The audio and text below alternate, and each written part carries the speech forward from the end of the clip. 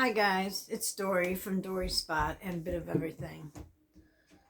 I'm just going to talk about something that's been bothering me because I've been watching Truthfully Trisha, and I noticed that she continuously talks about how she was abused and how terrible it was and that she has PSTD from it or whatever. I too was abused. I was choked also. And it's something that I don't bring up every time I see a friend or see a person. And she harps on it and harps on it like she's the only one in the world that was ever hit and strangled and thrown to the ground. I was in a very bad relationship. And of course, it was due to drugs and alcohol that I was with this person to begin with. My fiance had just died. That's the father of my kids. He had just passed away. And it's no sooner, I'd say it was only maybe a matter of 2 3 months that his friends started calling and saying, yeah, you should come stay with me, you shouldn't be alone, the typical thing. Because when something like that happens, when say a female drug addict loses her boyfriend or husband through death, or through the husband or boyfriend going to jail, the first thing that happens is the male drug addicts try to get with them. I don't know what the reason is for that. I don't get it, but I could see why a female one would, because who's going to get her drugs for her if she doesn't get them herself? A lot of times, a guy in the relationship will be in control of getting all the drugs. Uh, so he could dish them out how he wants to. He wants to make sure he's never sick, and that his wife or female companion is not going to go out and be sneaking around getting stuff behind his back. I think it's a control issue as far as that's concerned. So a female who loses that connection is going to hook up with someone because now she doesn't have to worry about where she's going to get her drugs. And it's also misery loves company. So, if you're miserable, you need someone else to be miserable with you. Don't ask me why that is. That's with anything. But anyway, so I was in this relationship. I moved to Kentucky, and this is what he built up for me. This is what he told me. He couldn't own a bar because he had a felony, but I didn't have any felonies. So I wasn't even arrested ever. So I could put the bar in my name and we could run the bar together. And we could make a lot of money and have a nice house. He didn't say it like I'm saying it. He was just, making it sound so wonderful. And like an idiot, I moved. I went down there, I moved in with him. And it was about 6 months into the relationship is when he started definitely controlling everything. He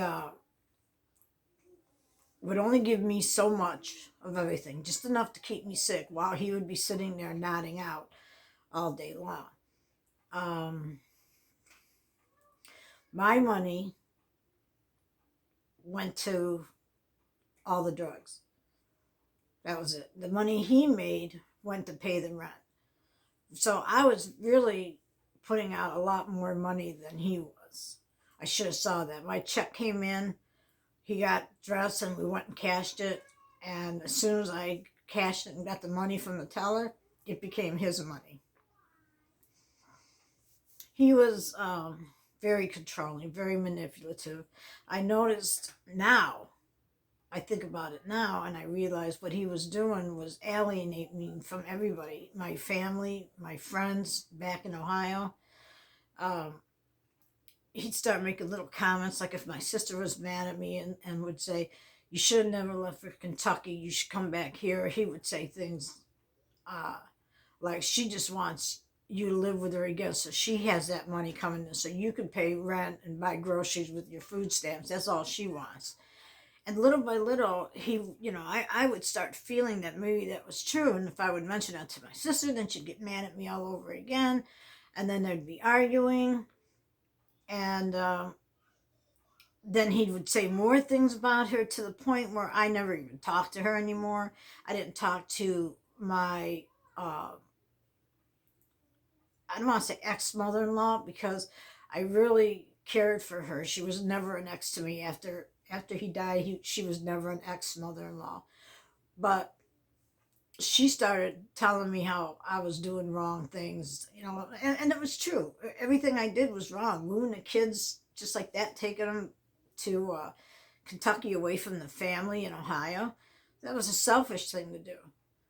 And I did it. And she would tell me about that. She would say that was so wrong of you to do. Those poor kids, they got to start life over with friend. You don't even know this guy that well.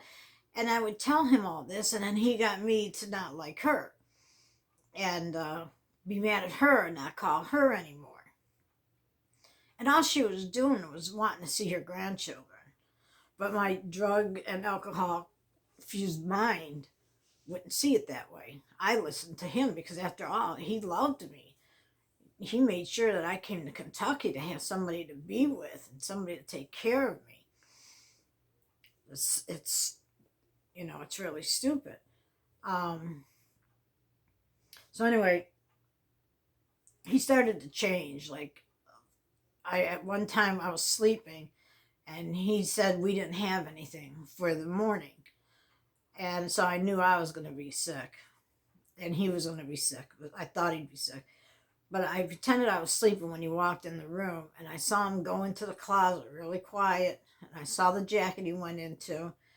And he pulled out something and started to walk away. And I accused him of hiding some drugs so that he wouldn't be sick and I was going to be sick. And he turned around and came up to me and spit in my face.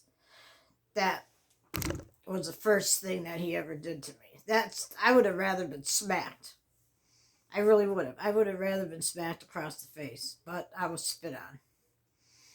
And so then that whole day, he kept hesitating to go out and get money to make money. Unfortunately, this is sad, and I hate to say this, but we used to have to steal and then sell the stuff so that we could get money, because all our money that we made, like the money that I brought in, the money he brought in, immediately went to drugs. And so that we'd be broke.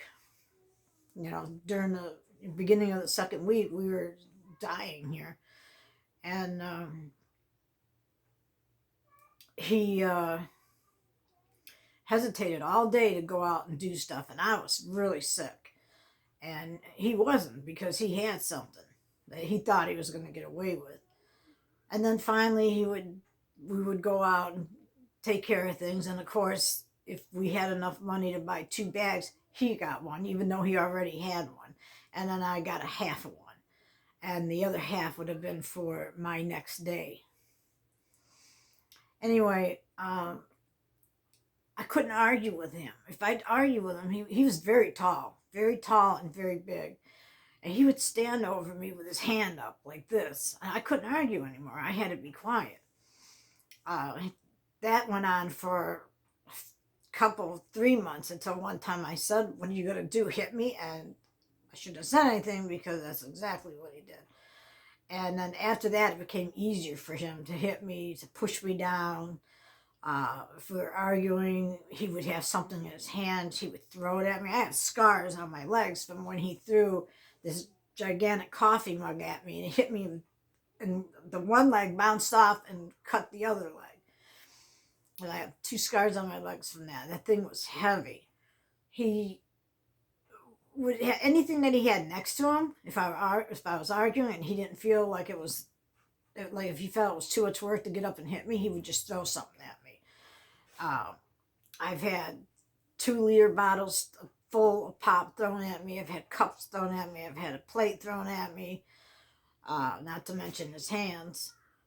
And the one time when it finally ended was when I was in a bathtub and I was drunk and I started to kind of fall asleep. I just went in the bathtub to think because I wasn't happy. And I just started going down, I guess. He said when he came in, the water was just coming up to my nose.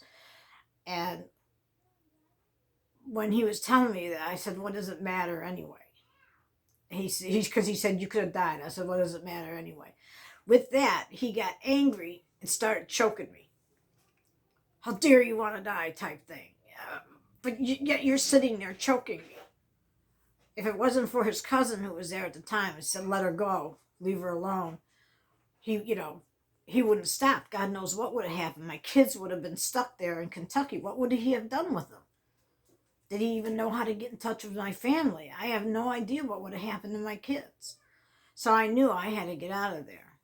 And I had to be very sneaky about it.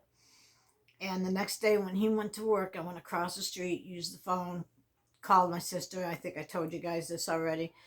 And I was able to get back to Cleveland. Although I got with him again when he decided he was going to move to Cleveland. And he was very apologetic. I am so sorry. It was, at that time, we were also doing crack. So the mixture of the two was making us completely up and down. And he came back and he said it was the crack that was doing it. It was making me so crabby. I don't hit women. I don't know what happened. It was that mixture of the drugs, blah, blah, blah. So I had been clean for a couple of months already. And as soon as he came back with a full bag of heroin. A bundle of heroin. And I was off and running again. So I continued to get hit, even though the crack was supposedly what was doing it to him. And finally, I got arrested and I got a felony. And there was no anybody coming to pick me up to bail me out. That was it. Nobody had the money to bail me out. I'm going to put you down, buddy, because your nails are in my thighs. Nobody had the money to bail me out, so there I sat. And between that 6 months and my 3 months in-house treatment and 3/4 way, I was gone for a year. And that gave me a lot of time. And sure enough, he kept trying to get back with me. I'm so sorry. I haven't been doing anything, because he also got arrested.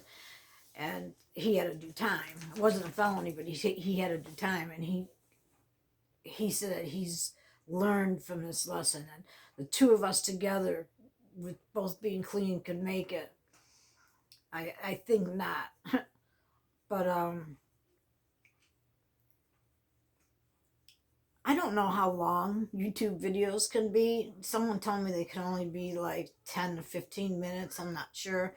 So I'm already at 13 minutes. So I'm going to stop now. And I'm going to come back and continue with why I'm so mad at Truthfully Trisha. I'll see you in a little bit. Bye.